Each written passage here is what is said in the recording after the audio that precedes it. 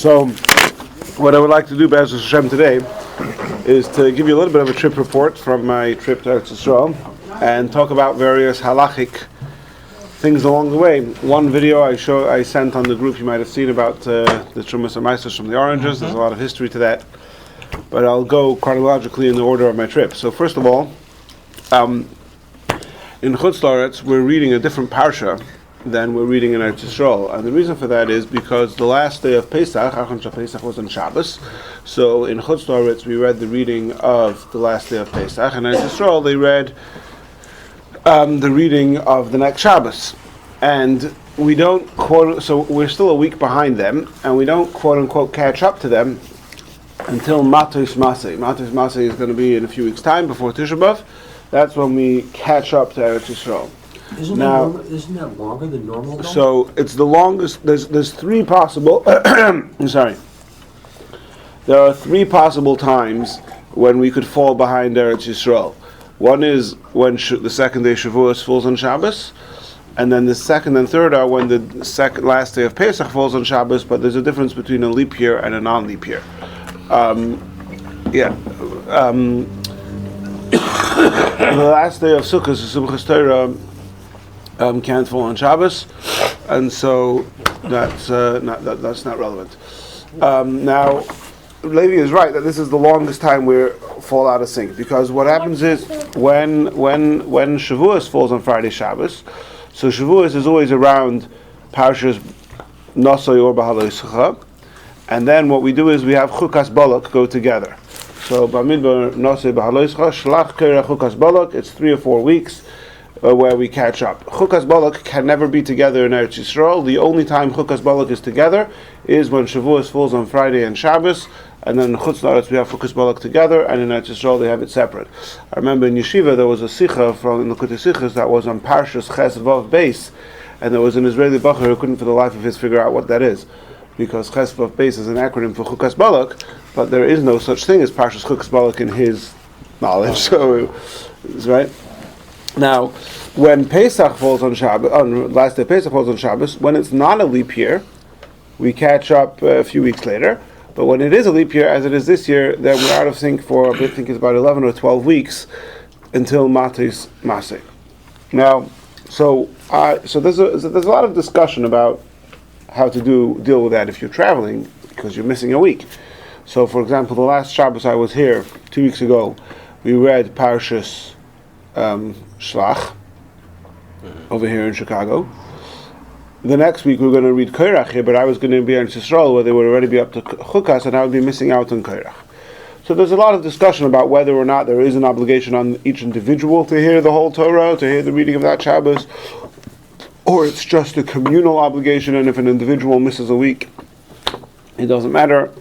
Not going to get into the whole different opinions and different things, but the bottom line is that certainly in Chabad there is a strong emphasis to try that every individual should hear the entire Torah every week, and so a bunch of kind gentlemen, some of you who are on this table, came a little bit early to shul that Shabbos afternoon, and Shabbos Mincha I read instead of just reading the beginning of Korach, I read the whole Parshas Korach, and so I was able to not miss a week. Now, many people ask the question, well, there's so many opportunities to catch up before Matos Masei. What we have Chukas Balak, we have I think Achim Eskadoshim was after Pesach, Bahar B'Chukaisai. There's so many different opportunities to catch up. Why are we keeping ourselves out of sync for all these months? Now the truth is that it's a good question, but it's a question that is born out of everything okay over there? You need a napkin? What do you need? Okay, so there's tissues here, there's paper towels there. Did you wash? Okay. You can bring over a chair, sit over here, go wash your hands. It's born out of our modern worldview without understanding how things have changed. It is true, by the way, that there are differences in how we do the parshas to how it was done at different times. Actually, recently came across somewhere on social media some manuscript of an old chart or calendar where it had parshas Korach Chukas together. So we have sometimes Chukas and Balak together when Shavuos falls on Friday Shabbos. Some old some communities somewhere used to sometimes have Kairach and Chukas together, which that doesn't exist today. But what we have to understand is that when the order of the Parshios, of the how to read the Parshios was made, was drawn up, there were certain agendas in mind. One of the agendas is, based on the Gemara and Megillah, that Parshas Devarim should be read before Tisha B'Av. Another agenda was that Parshas B'chukoisai should be read before Shavuos. Right? It was it was the furthest thing from anybody's mind to make sure that Eretz Yisrael and Chutz La'aretz are reading the same parsha. Who cares?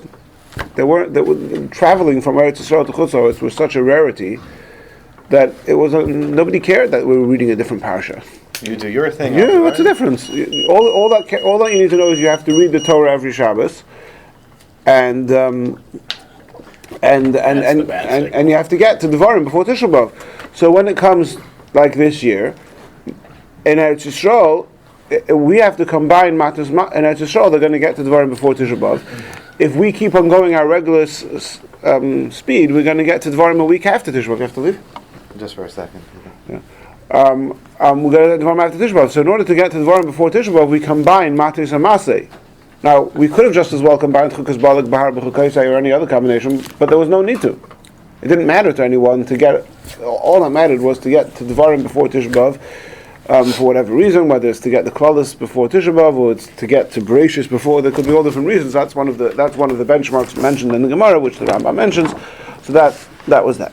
Anyway, moving on further in our trip, we flew out of Chicago. We connected in D.C. We had a minyan ma'ariv at the gate in D.C. It's very different than flying out of the East Coast, where there's many more from people on the plane. There was a minyan, but that's about it. There weren't a lot of people who were interested in davening ma'ariv with a minyan.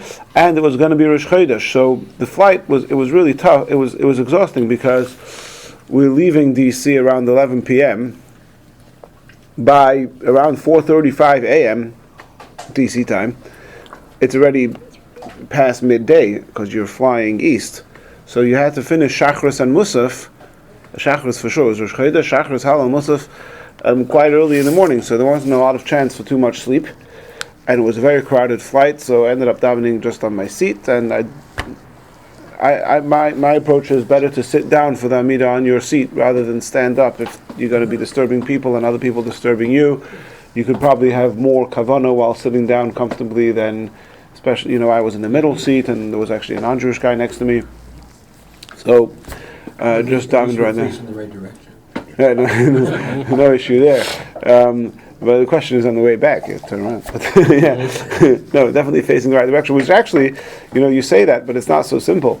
We actually, one of the very, very first classes we did here about 6 years ago, before Bob was around, it was about how to determine which way is Mizrach. There are two ways to figure out the closest distance between any two spots on the globe. One is, in today's language, one is called the Great Circle Line, and one is called the Rum Line. And if you notice, whenever you watch the flight map on a plane, you'll see the plane it looks like it's going all the way up and back down, right? That's, I believe, called the Great Circle Line, which mileage-wise is the quickest way to go from any 2 points on a circle, on a curve, on a globe. But it's not the most direct way. You have to keep on changing directions.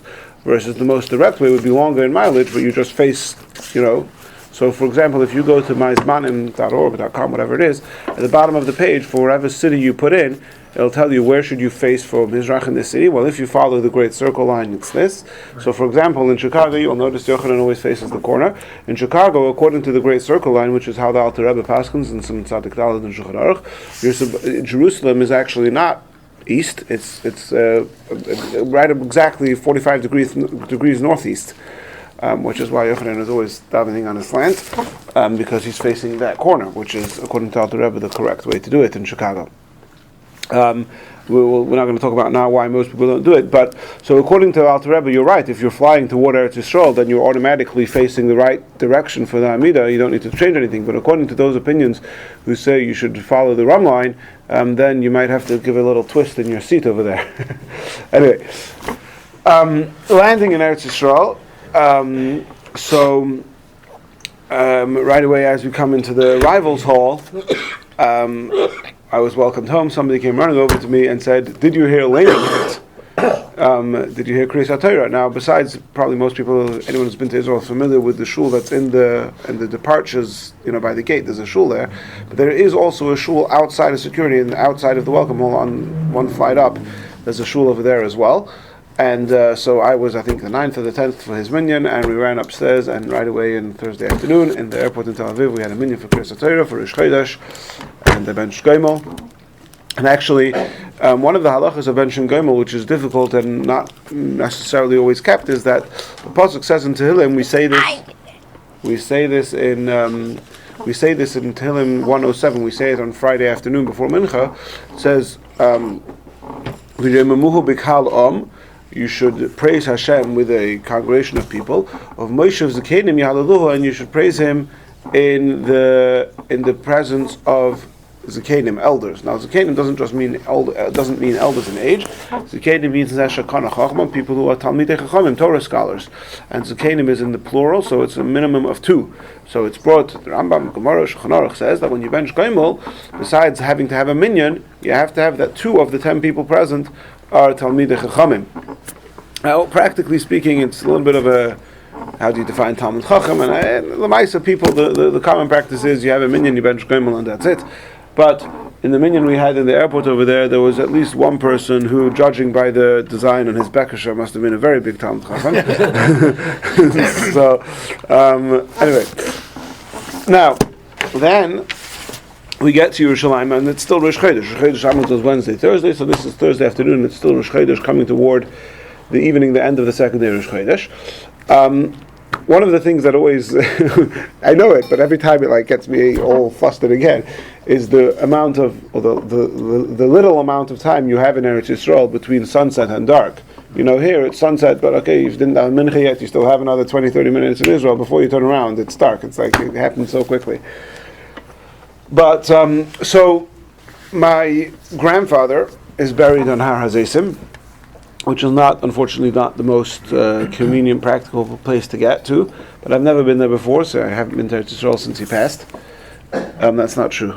I was there since he passed, but I didn't make it to Har HaZeisim that time.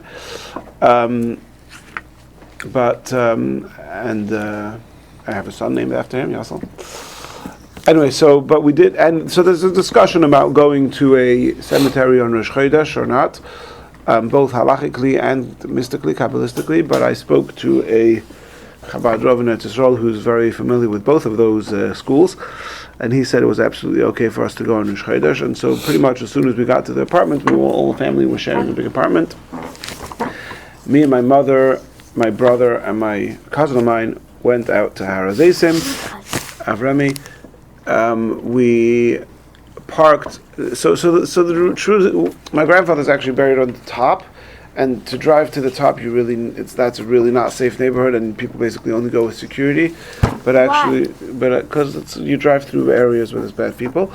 But we actually came from the bottom and we walked all the way up. So we did drive. Yeah, but it was fine. So we come in. Of course, we're talking Artzitis. Now, by the time we got to the top, it was quite dark already, so it was certainly past sunset, and so even for those who wanted to be dafka at the cemetery when it was not Rosh Chodesh, we got that in as well. Now, one of the practices related to Eretz Yisrael, which I believe we've discussed here before, is tearing kriya. We rending our garments upon seeing in Shulchan Aruch Report 3 different stages for which you tear kriya. One is seeing Arei Yehuda b'churbanon, to see a city of Judah in its destructed state. Now, Arei Yehuda basically means Yerushalayim and south. I'm not really an expert. One time when I went to Eretz Yisrael, I actually ended up going to Hebron before I went to Yerushalayim. So Hebron I know for sure is Arei Yehuda b'churbanon, so I ended up on that trip tearing kriya 3 times, all on the same day. Because I saw Hebron first, but usually it's just you have your Arei Yehuda, then Yerushalayim, and then there's Makom HaMikdash, which you see the Kaisel, that's called Makom HaMikdash, and for each one of them there's a pasuk that you say. Now, many people don't do these kriyas. Many people just don't do them at all. Some people look for some sort of halachic workaround. They go on Friday afternoon. I've heard even some people saying Rosh Chodesh, but I looked it up. It doesn't seem like Rosh Chodesh is actually any reason not to rip. You go on Shabbos, you go on Matzah Shabbos maybe. People do some sort of financial, acquisition where you switch garments with somebody else, which is extremely dubious because the halacha is clear that even if you're wearing somebody else's garment, if the person knew that you were, for example, if you borrow somebody's suit to go and visit somebody who's dying in the hospital, then the person lending your suit understands that he might get it back ripped. So, anyway, but in practice, my opinion, my approach, the Frierdiker Rebbe, when he was in Eretz Yisrael, did tear his garments. When Emmanuel Shachat came back from Eretz Yisrael, from a trip to Eretz Yisrael in the late 50s, the Rebbe reprimanded him for not doing it. And one other person who I know who asked the Rebbe is Rabbi Telzner. That's the father of Rabbi Telzner from Normal, previously of Skokie. So his father, who's currently the rabbi in Melbourne, Australia, used to live in London.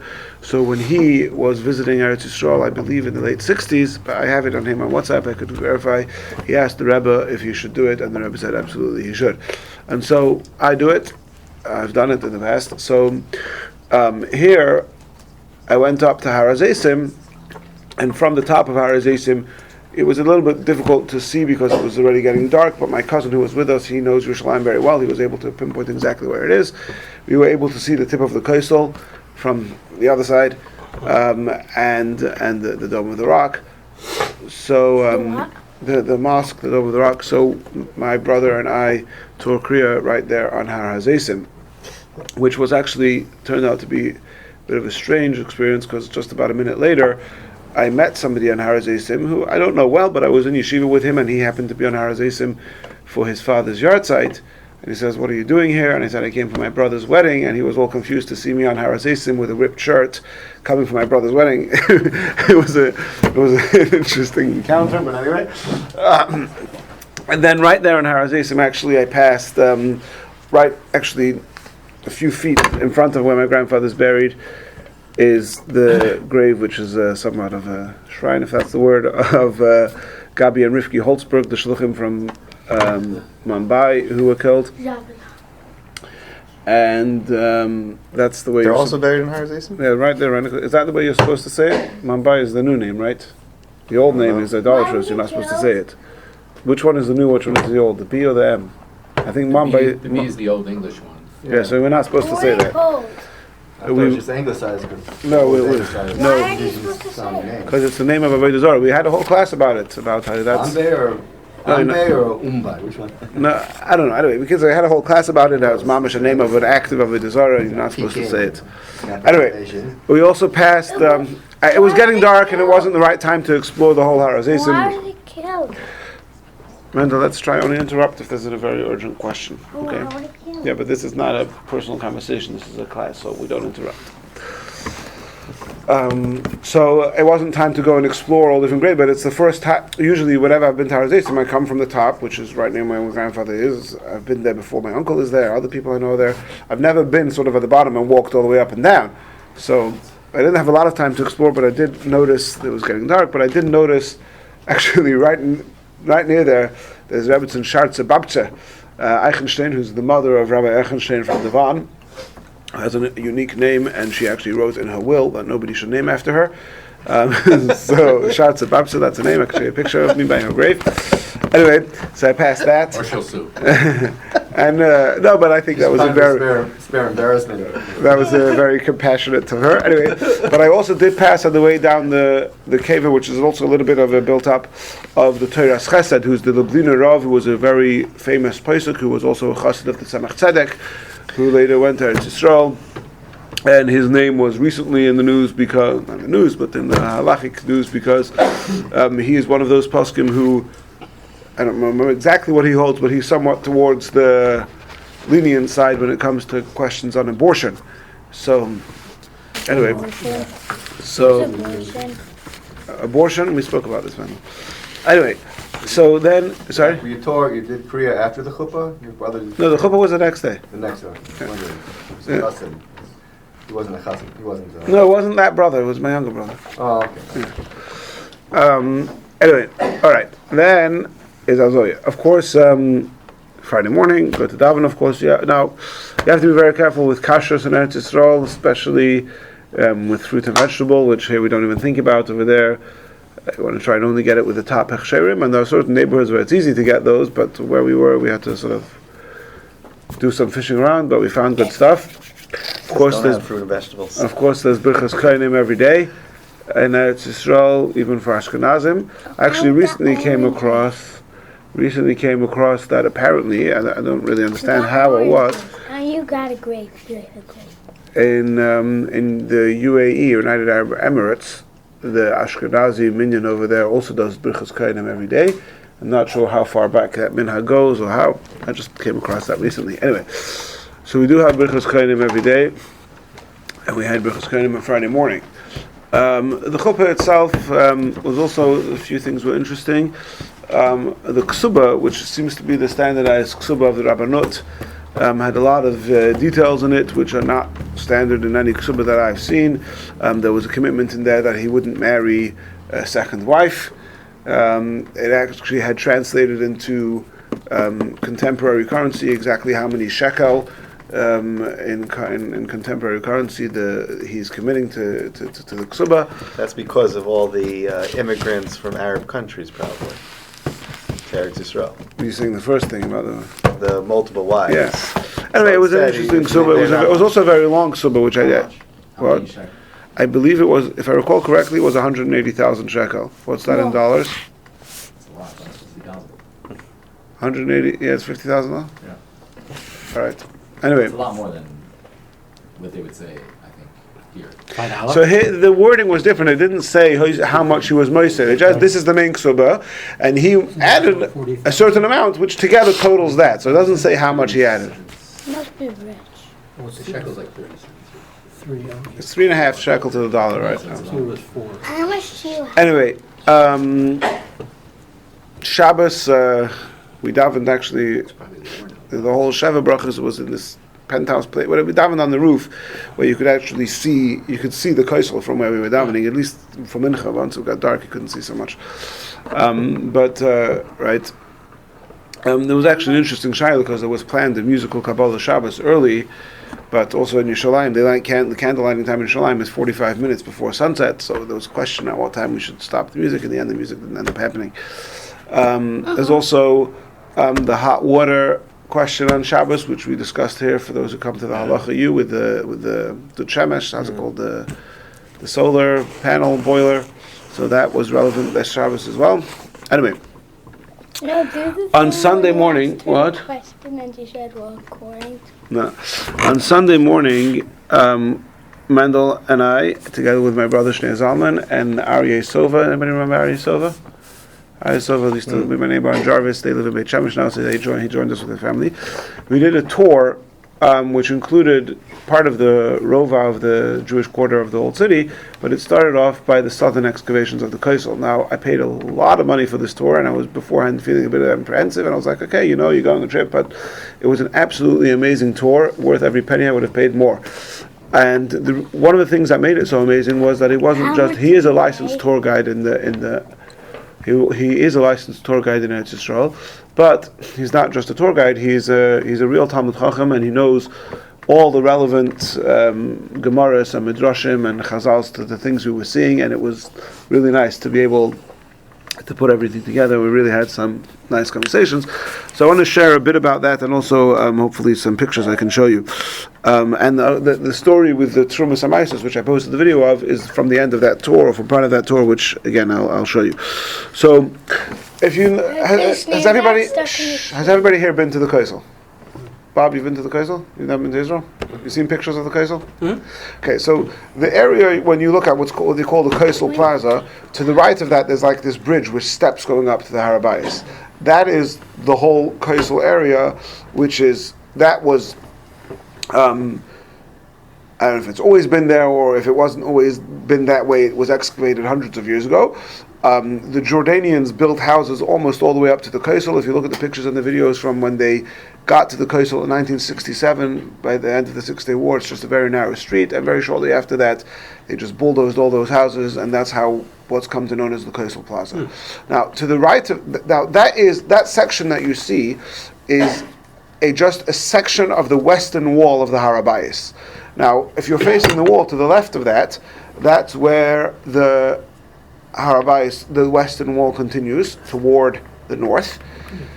And if you've ever done the tunnel tours, which in my humble opinion are quite overrated, but one there's made a much bigger deal out of it than it's not really so interesting. But one of there is one spot in the tunnel tours where you often see women standing and davening, and those women are allowed to enter without tickets. They don't need to pay their entrance fee. Any woman who wants to go and daven there is allowed to go and daven there, and the reason is because that area is directly across from, right a few feet away from the Kodesh HaKadoshim, from where the Holy of Holies was, and it was some deal that they made because the women only had less room, whatever it was, so they made a special concession that any woman who wants to go and daven there can, and you'll often see in the tunnel tours, you'll see some women just standing there saying Tehillim. That's that area over there, that's the western wall. Now, to the right of that plaza, there's a little bit more of western wall, and then the corner turns and there's the southern wall. Now that whole area, the rest of the southern part of the western wall and the western part of the southern wall were only excavated recently. Excavations over there started, I think, 50, 60 years ago, and maybe even less than that, and certainly any proper excavations where you could actually go down and see stuff is only in the last few decades. So that's why that area is much less famous or much less visited, but you can go there. There is a very small entrance fee. I think it was like 10, 11 shekel a person, and that's where we met our tour guide, and we started out over there. So first of all, he showed us, when you look at one of the things that they point out in the tunnel tours, and you could see this at the Kaisel, is the sheer size of the Kaisel stones, and how it's amazing how they even brought them there. And one of the things actually, because I'm looking at the stones with him later on, I noticed there doesn't seem to be anything holding the stones together. They just seem to be piled on each other in a very particular way that they've stayed for thousands of years. And he said, if you remember, a few weeks ago we did a class on the Targum of Rus, and we discussed where does the Gemara Megillah says that there's a Targum on Torah and there's a Targum on Nevi'im, but there's no Targum on Ksuvim. So what's the earliest reference for a Targum on Ksuvim? So we mentioned the story that Rabbi Gamliel was sitting in the Harabayis reading a Targum of Eoif, and someone came to him and says, "Your grandfather said you're not allowed to have this, and he was going to hide it." And in the context of that Gemara, the Gemara says, "How do you have tit in the Harabayis? How do you have cement in the Harabayis?" So the tour guide quoted this Gemara to us, and he says, "It seemed to be this thing that there's no cement in the Harabayis, even in the walls. There's no cement in the Harabayis." Anyway, again, I have to look up the Gemara exactly to see why I didn't have a chance to look it up since the tour.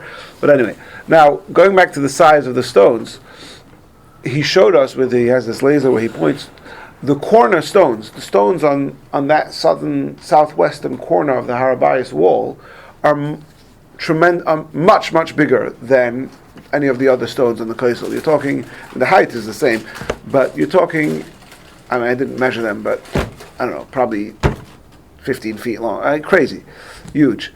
And he said that the stones in the corner, which is sort of what gives structure to the whole thing, are always going to be much bigger and stronger stones than the rest of the building. And that's what we say in Hallel. We say, that the stone which was despised by the builders became the Rosh Pina. Rosh Pina means the head of the corner or the beginning of the side. The stone that you start off building, the corner, the side of each wall, is a much more important, prominent, and hence bigger stone than is the stones in the rest of the wall. But it's a big. So that was interesting to see. A lot of trouble for those that are building in the beginning. Yeah, well, I don't know exactly how they use the crane, whatever their system, I don't know how they got it there. Okay. Now, then you're standing right there on a street, which that's the level where this is the street where they would come. The pilgrims would come in the time of the second Beis Hamikdash to visit the temple, and you see holes on the side which look quite similar to the holes you have on the side of the street here to go down to the drainage, and later we climb down into the drainage system. But that drainage system goes all the way down to Mei HaShiloach, which is mentioned in the Mishnah, and till today you can do a hike the other way around, to start from Mei HaShiloach and climb all the way up those drainage tunnels and come up over there on the Temple Mount. It's actually, where we were, was like the bottom of the Temple Mount, and it's the valley in between two mountains, which is why that's where the drainage system is, because you have all the waters from the Temple Mount and from the Jerusalem Mount coming down together into this valley.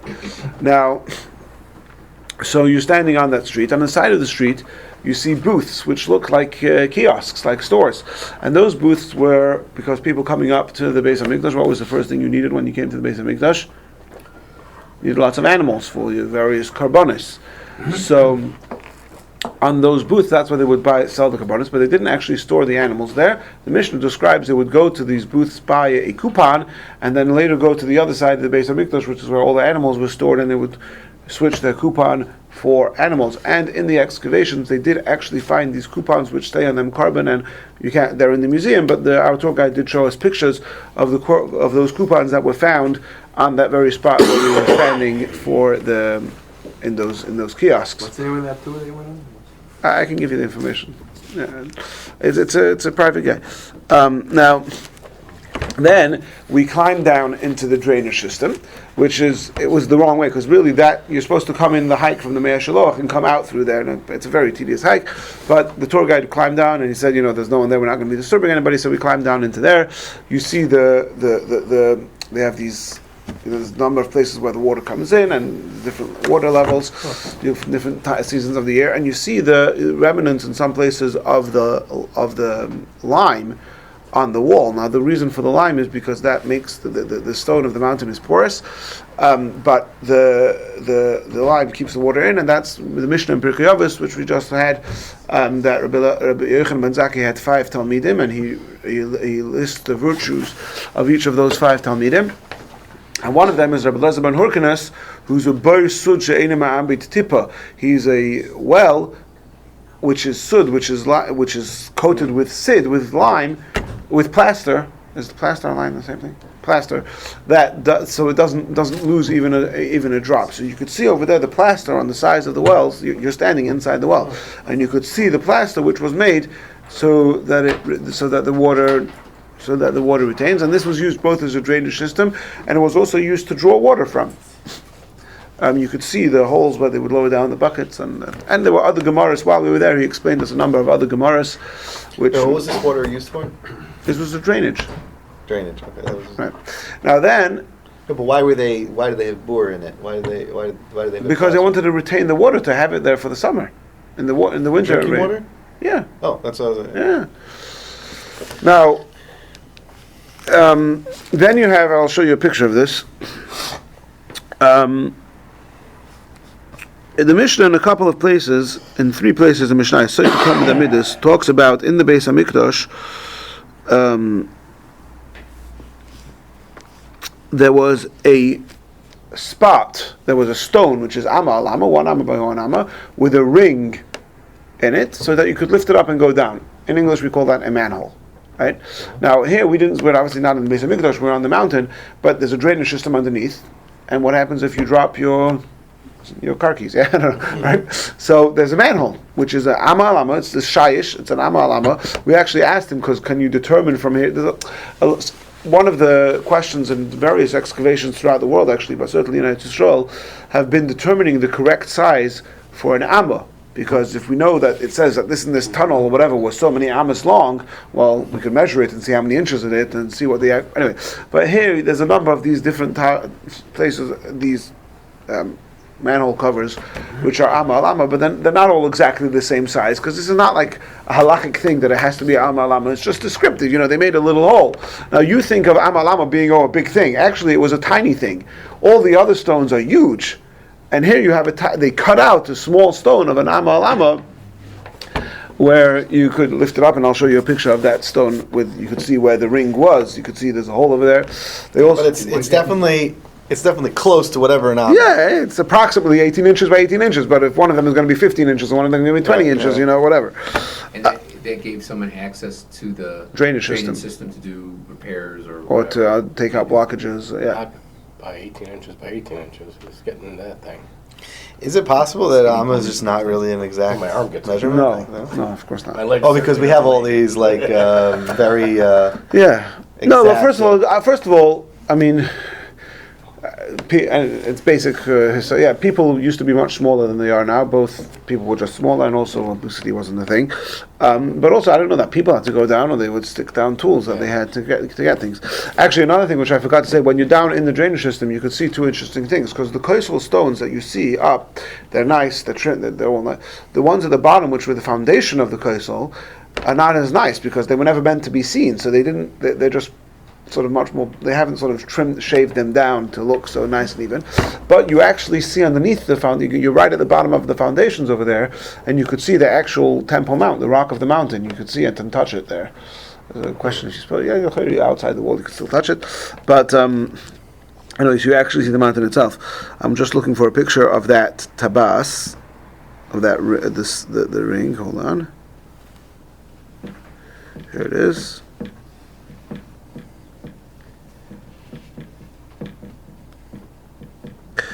First of all, here,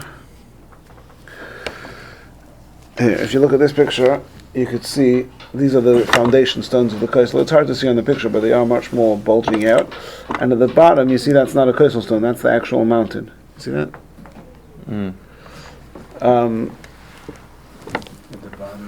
Right, you can pass it around, right? You look where my son's feet are.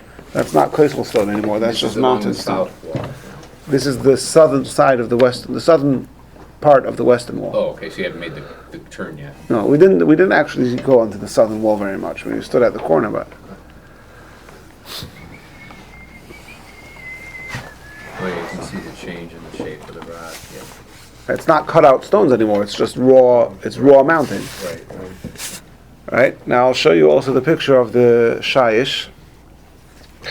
Now the next fascinating thing you see here. This is Mendel trying to lift the manhole. But actually there was a ring. In other words, you just see a cutout in the stone, but to lift the manhole, they would put in a ring, and they would lift it with a ring. Now, the next fascinating thing you see is further to the north, I guess. No, to the west. Further to the west, you see a bunch of mikvahs, which were used by the pilgrims in the time of the Second Temple. Because before you come into the Harabais, you go to mikvah, and there were times. I mean, maybe on a regular day they weren't so busy, but around the holiday times, I mean, this was. I think it was bad going to Tui Mikvah on Erev Yom Kippur. I mean, this was really bumper to bumper traffic. So, and actually, we asked the tour guide.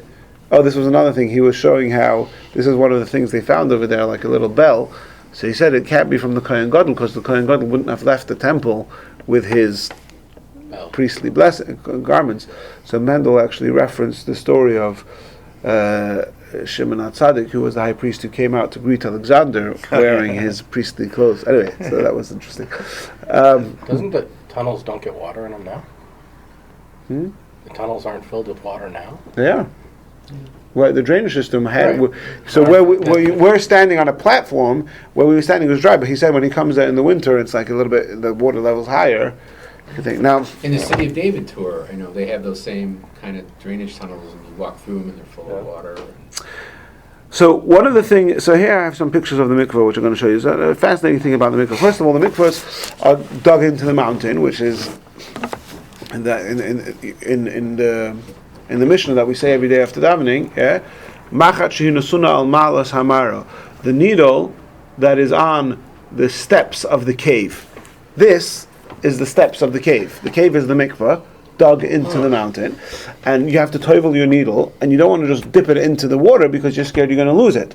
So what the Mishnah is telling you to do is you leave the needle on the top step, and then you just like brush the water. When a little wave of water passes over your needle is considered pure, right? You splash the water with your hand, and you get the right. This is where that needle was on these steps, right? Now, as you notice in all these pictures, you can see there's sort of the steps, but there's a wall in the middle, and this is made to direct traffic. Because there's a lot of traffic. There could be halachic reasons for it also, but a very pragmatic reason is just to direct traffic. There's so many people going, so you go down one step, dip, and come out the other flight of stairs. Somebody asked about a changing room, and the tour guide said that it's possible that they went in with their clothing, because the clothing also had to become pure. So they took off their shoes, maybe, according to some opinions, but they just went in with their clothing, and hopefully, at least in the weather we were there, and it would have dried very quickly anyway.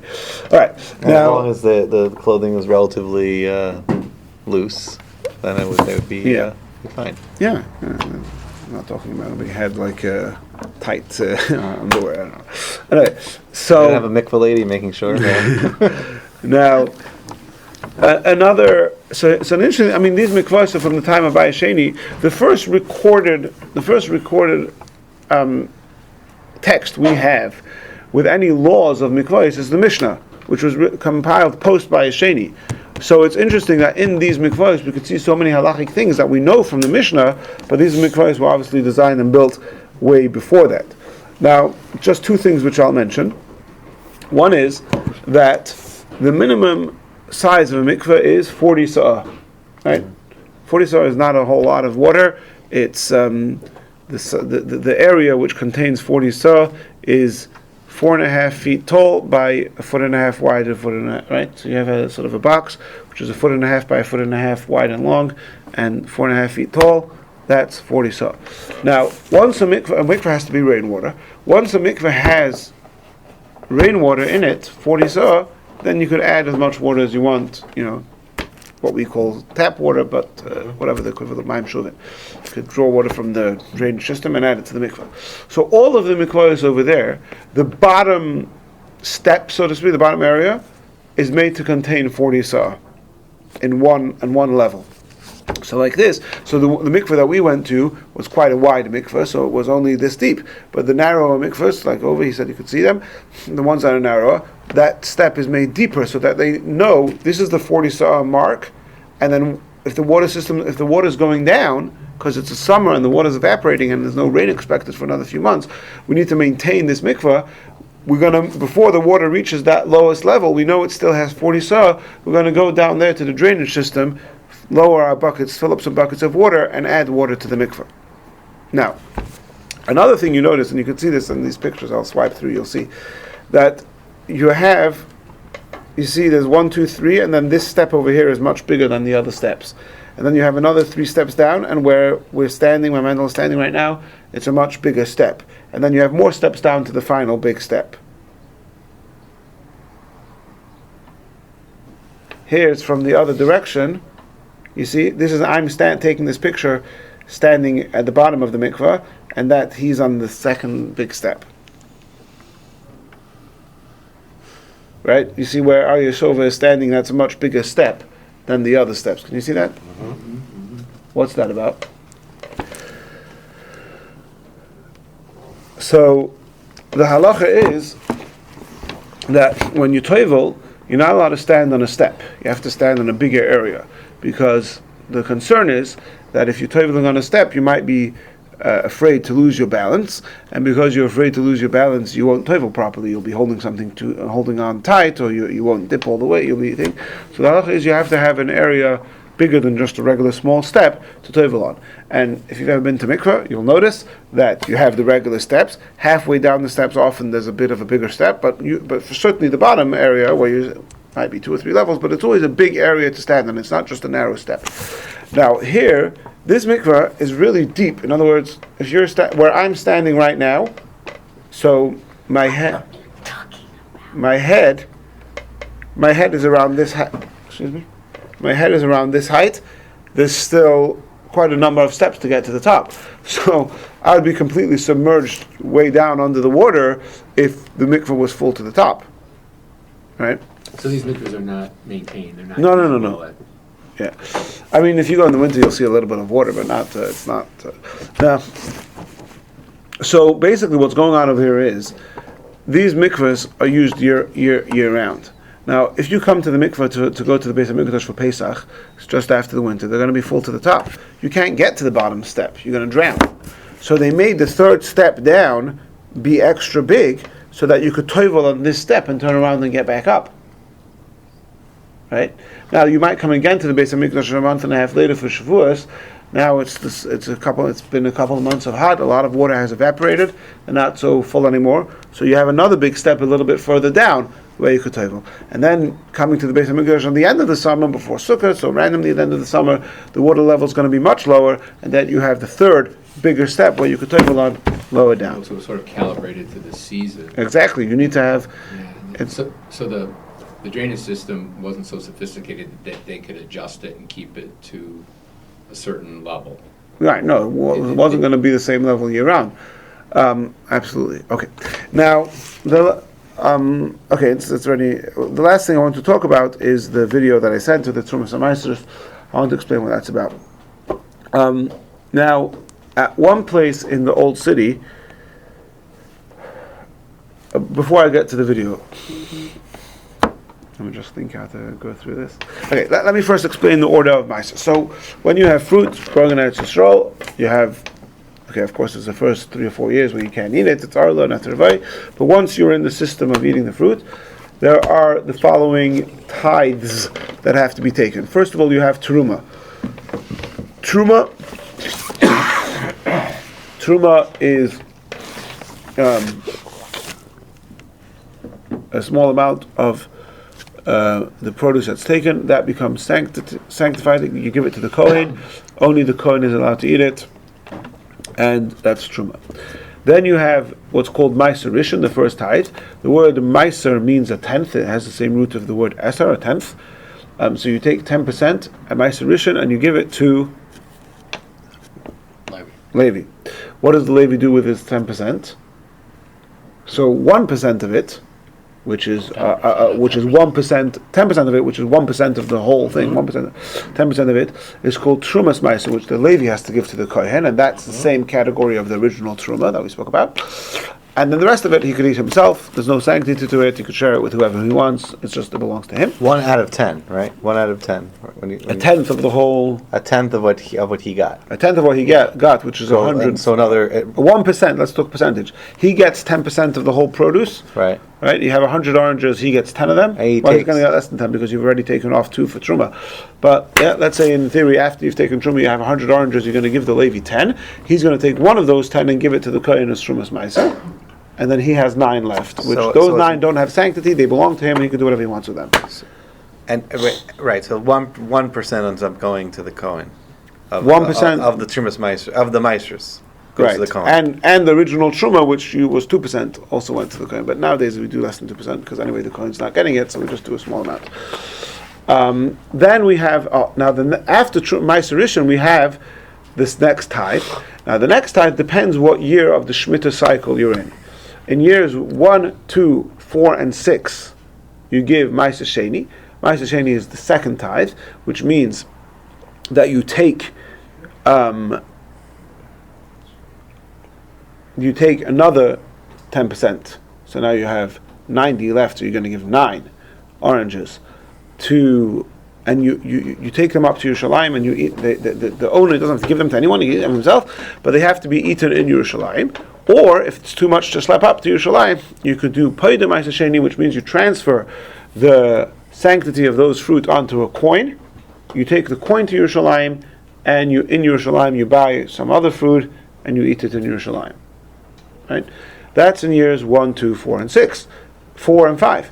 In years 3 and 6, instead of Meiser Sheni, you do Meiser Ani, which means that second tithe, instead of taking it to eat in Yerushalayim, you distribute it locally to poor people.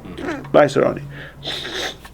And then, of course, the 7th year, which is this year, where everything is hefker, so then you don't. There's no tithes because everything's hefker.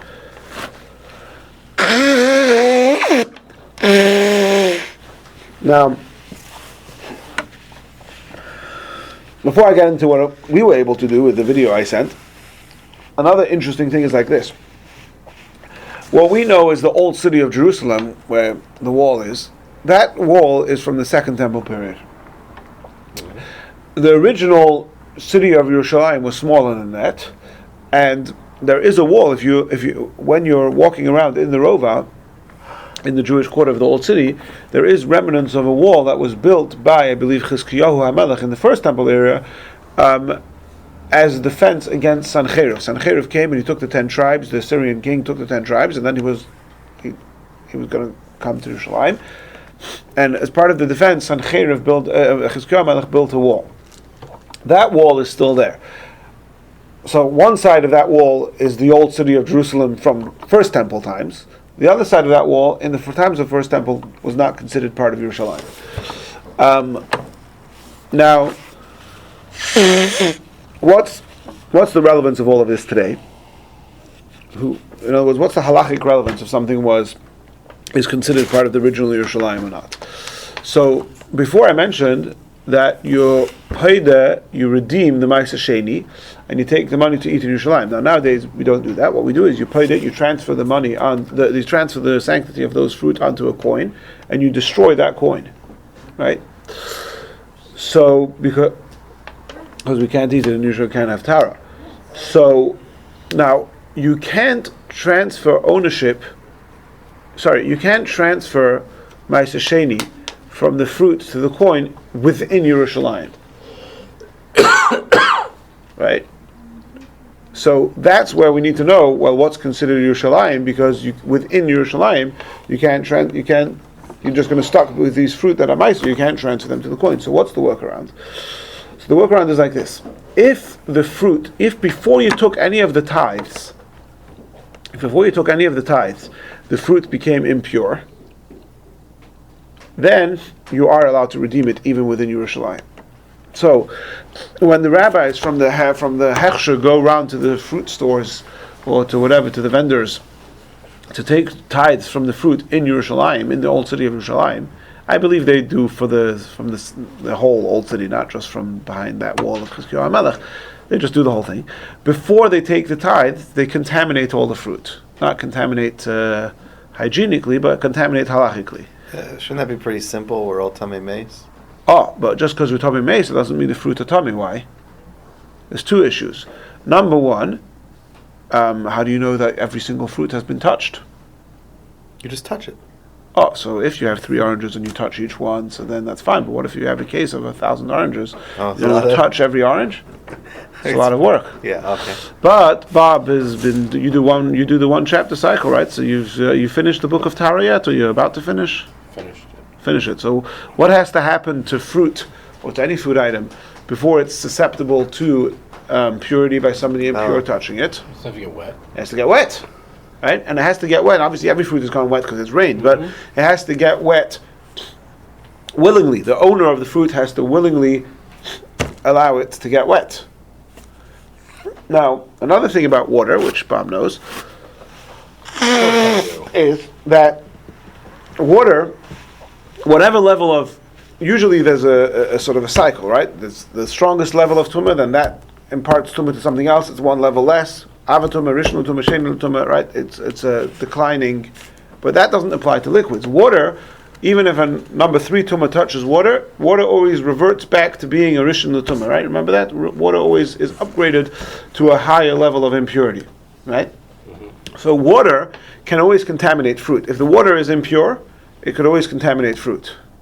So what they do is, the rabbi is going around, before they take the tithes, they take a big spritz bottle, a big spray bottle, he sticks his finger into the water, so now all that water is impure, and then before he takes the tithe, he sprays all the fruit. So every fruit that gets a single drop of water on it is now impure, because it's become hechsher, it's become wet, so it's susceptible to tumah, and simultaneously that water is also impure, so the fruit become impure, and then they go ahead and do the process of taking the tithes, and they're allowed to transfer it onto the coin, even within the old city of Yerushalayim, because it was impure before the process started. Okay, now let's get to my oranges did everybody see the video I sent?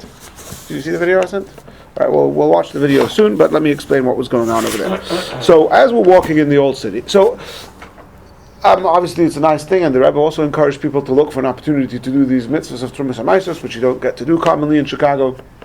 Certainly not with a bracha, because you never know for sure where something is from or what it is.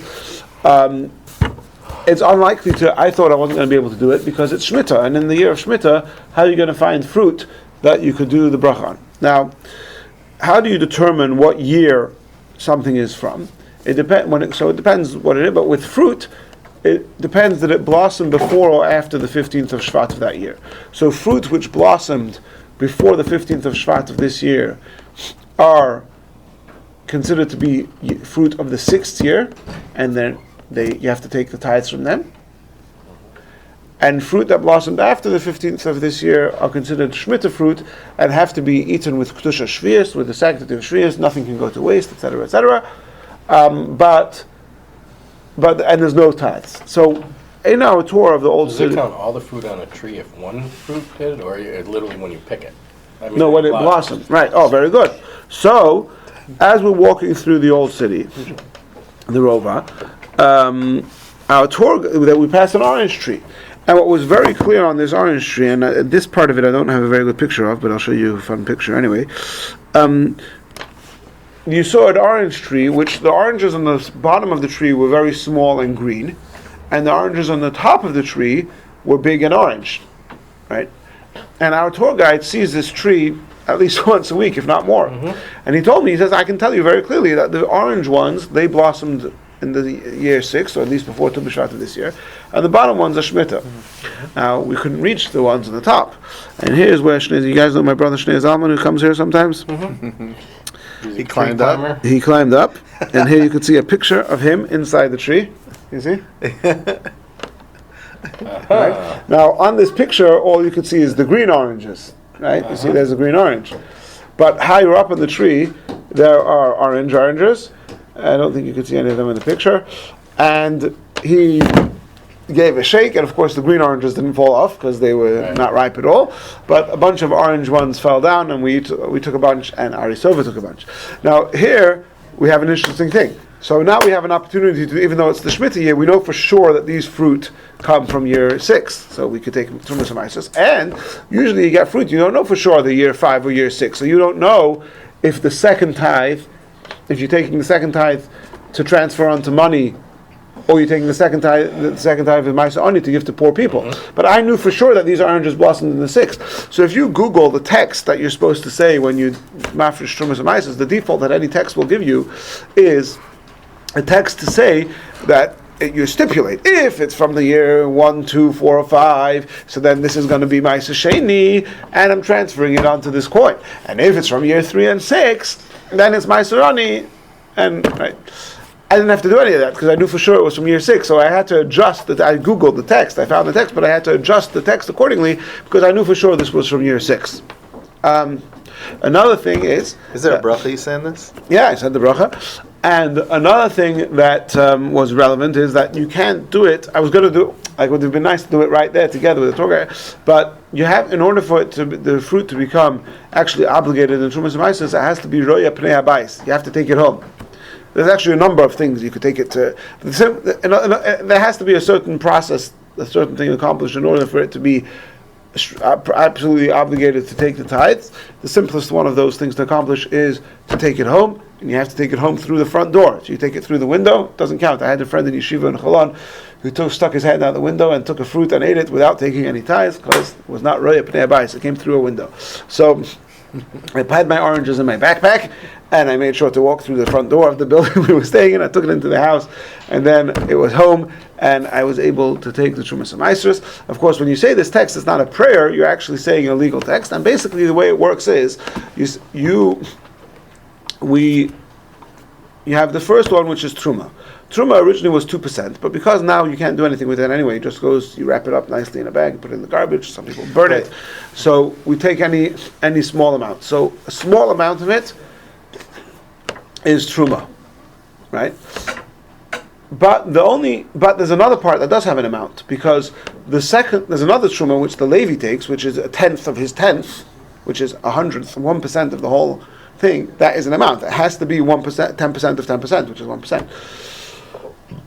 The rest of it Doesn't matter. So what you do is, you cut, so I said the whole thing in Hebrew, but I'm explaining now what I'm going to do, and then you'll watch the video, which is about a 1-minute video, and we'll call it a day. You cut off a piece of the orange, which is more than 1%, more than 100th, right? And you start off by saying, of this piece that I've cut off, the part that's more than the 100, the part that's more than 1%, that is truma. Right? What do you say? I've taken off a piece, let's say I've taken off a piece that's, just for argument's sake, say it's 2%. I have here, whatever, bunch of oranges. The way I did it was simple because I only had oranges. It gets more complicated if you're doing from a bunch of different fruit together. You cut off a piece of the orange. You cut off a piece of an orange that's equivalent to more than 1% of what you have. So let's just keep it simple. Let's say the piece I cut off is 2%, right? So I say like this. The 1% that I have in this piece that's 2%, 1% of it is truma for the whole lot. Okay? Now the next thing I need to do after do truma is the tithe for the Levi, right? Mm-hmm. Now, the tithe for the Levi is 10% of the whole lot, but from that 10%, only 1 is going to become trumas ma'isa and become holy. The rest of it doesn't have any sanctity. So what I say is, the rest of this piece that I've cut off, together with another 9% over here, is ma'isa rishon, the tithe for the Levi.